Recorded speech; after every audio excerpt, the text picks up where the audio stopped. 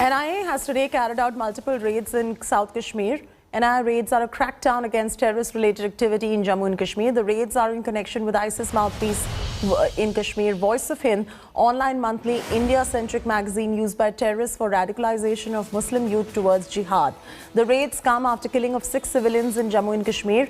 In a massive crackdown on anti-India elements by security forces, many stone pelters have been detained by security forces and are now being questioned. Around 70 youth have been detained in Srinagar after the valley witnessed 6 civilian killings in a week. In all, 570 have been detained across Jammu and Kashmir. Kamaljeet Sandhu now joins us live. Kamaljeet, walk our viewers through the NIA raids that are taking place in Jammu and Kashmir. Chaiti, as you were mentioning, this is in connection with 2 cases. One, it can be seen as an overall strategy by centre as a crackdown on terrorism, on anti-national activities, on anti-India elements. The other part being that this is regarding 2 cases. One is the Voice of Hind case. That being said, Sajjad Gul, the commander's house, is being raided in Srinagar.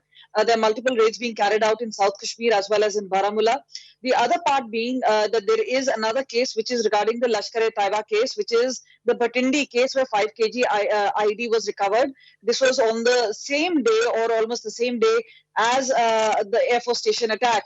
So yes, NIA is trying to unearth the conspiracy of the Lashkar-e-Taiba as far as the IF case is concerned, as far as the conspiracy in Jammu and Kashmir is concerned. So these are 2 specific cases, but overall the strategy has been, and Centre has sent multiple agencies in Srinagar and they've been camping there for the past 2-3 days.